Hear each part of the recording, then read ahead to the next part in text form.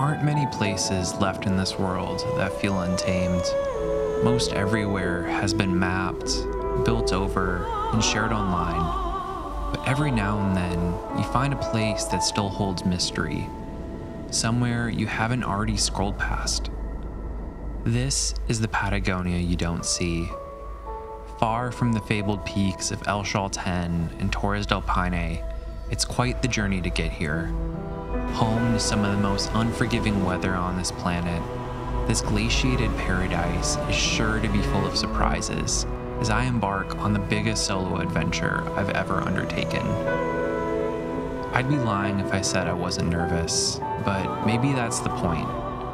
I didn't come here seeking comfort. I came to step into the unknown, to brush up against something wild and unfamiliar.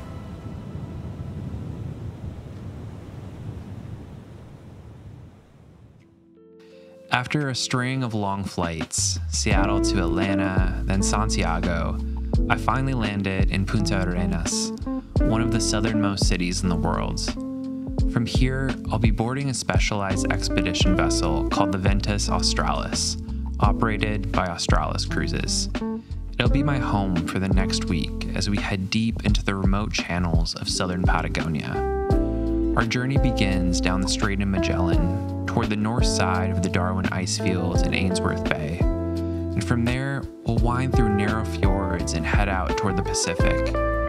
Eventually, we'll follow the northwest arm of the Beagle Channel into Pia Fjord, cruise past the towering glaciers of Glacier Alley, and arrive in Ushuaia, Argentina. Then we'll continue all the way to Cape Horn, the southernmost point of the Americas, before turning north once more.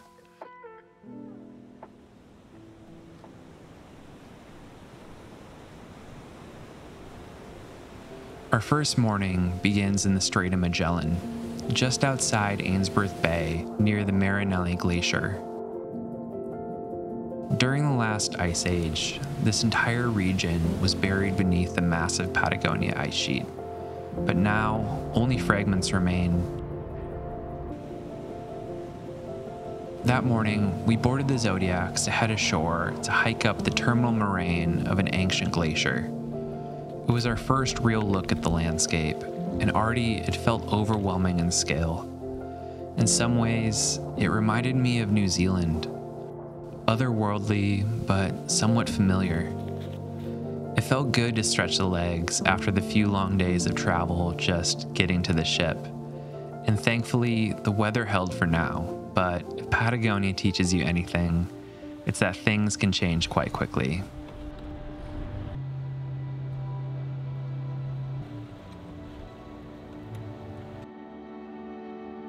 I've been on a few of these expeditions now, and one thing that consistently challenges me is the lack of control. There's usually a rough itinerary, but the weather and sea conditions tend to rewrite the plan day by day. I'm used to structuring my shoots around light, chasing sunrise and sunset, but out here, I'm not the one calling the shots. Sometimes we arrive at a place hours later than I hoped, or we pass by something incredible without the chance to stop. But I'm learning to let go of that need to control everything. There's something freeing about just showing up. No logistics to manage, no decisions to make, just being along for the ride. As evening settled in, we got our first glimpse of the Darwin Range. Craggy, mysterious peaks jutting sharply into the sky. The fjord narrowed, and suddenly waterfalls were pouring from the ice field above, cascading down every cliff face around us. It was a wild, beautiful way to end our first full day on the expedition. And the best part, this is only the beginning.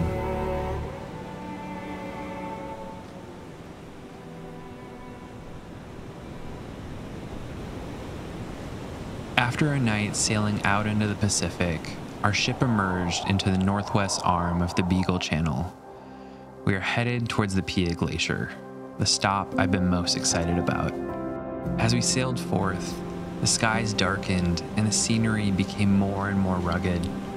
Glaciers that were once miles ahead on the horizon now began to tower above our ship. Pia is one of the few glaciers here that flows straight from the Darwin ice field into the sea, a true tidewater glacier, alive with movement, creaking and calving into the fjord below.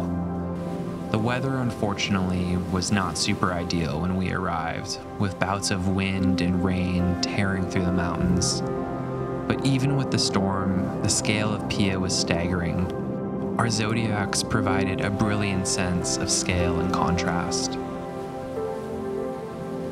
Honestly, I really struggled here to fully appreciate the beauty of this place.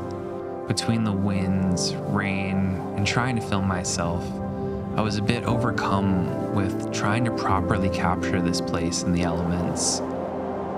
While the scenery was undoubtedly beautiful, the experience wasn't the one I was hoping for. Thankfully, the route home might bring us back through this fjord, and if it does, I'll be ready.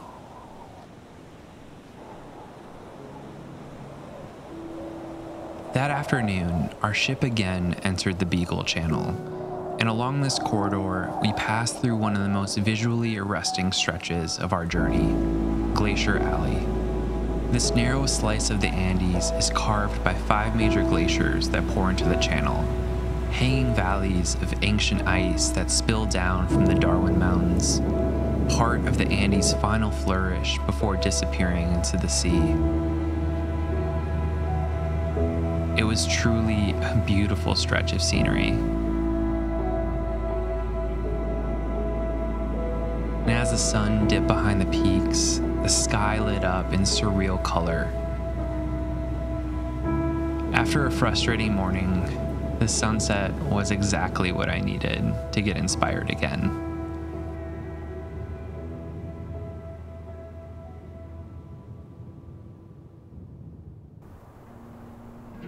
We docked in Ushuaia the next morning. Known as the southernmost city in the world, it's cradled between the Marshall Mountains and the Beagle Channel. For us, it marks the halfway point on our voyage through Patagonia. I didn't have a grand agenda here, no checklist. I just wandered around. I spent most of the day petting stray dogs, sipping espresso, and seeking out the best alfajores I could find.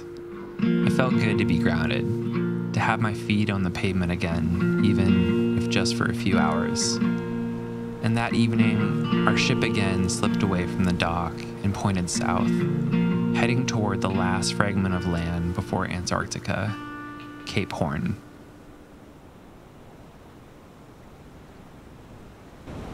Landing at Cape Horn is rarely a guarantee. Weather here is volatile. Winds can reach hurricane force, and swells slam into the island from all directions. Cape Horn is the southernmost point of South America and has long held a near-mythic status among sailors. For centuries, it was a feared passage for ships rounding from the Atlantic to the Pacific. The volatility of the weather here certainly lived up to its name, as it started hailing on us almost immediately after landing, so our time here was pretty short-lived. I'm grateful to have stood at the Cape, but it's not a place that I'll be in a hurry to return to. After a few hours of sailing back north, we arrived at Wulaia Bay, which sits on the western shore of Navarino Islands. This was once one of the largest settlements of the Yagan people, indigenous hunter-gatherers who thrived here for thousands of years. Early European settlers, struck by the sight of their fires in such a remote, wild place, named this region Tierra del Fuego, the land of fire. It was so lovely to get off the ship and stretch the legs again, and I ended up at this beautiful viewpoint above the bay. Looking out here, it's hard to not feel a deep sense of history, of all those that came before me, of everything this place has seen.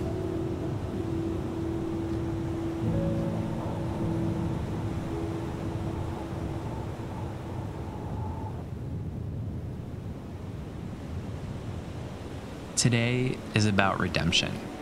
My first visit to the Pia Glacier had been clouded. literally and emotionally. But now, here I was again. And this time, I promised myself I'd just roll with whatever came. As we entered Pia Fjord, things already felt different. The water was so still, we could see the entire calving face reflected in the fjord. Chunks of glacial ice drifting through the mirrored surface, yet to be hauled out by the tides. I watched as a wooden schooner drifted quietly past us further up the fjord. The first other boat we'd seen on our journey, and the scale it provided was entirely overwhelming. As the morning went on, sunlight broke through the clouds, and the entire landscape seemed to come alive. Everything felt sharper, more vivid, like someone had turned up the volume on the world. I could have filled every memory card I brought, and honestly, I wanted to, but I needed to be present to really remember how this felt. This morning wasn't just a change in weather, it was a shift in perspective. It was like this place was teaching me something, that the most beautiful moments often come when you stop forcing things, when you stop pushing so hard against the grain and just let life unfold.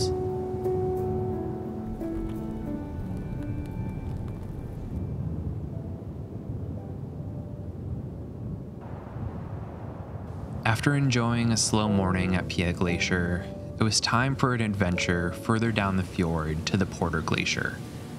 The weather was changing quickly, but the vibes were so high that it didn't really matter. Unlike Pia, Porter Glacier is tucked further inland, guarded by steep valley walls and ancient forest. Weaving our way through the debris field from the calving face, we eventually rounded the corner to an absolutely breathtaking view of the glacier. Towering above it all is Mount Darwin. This peak rises nearly 8,000 feet above the icy waters below and is one of the tallest mountains in Tierra del Fuego. It was such a powerful sight and also just impossible to capture the scale of on camera. Eventually, it was time for us to head back to the ship and begin making our long voyage back to the other side of the ice field, as we have one more epic day of adventures ahead.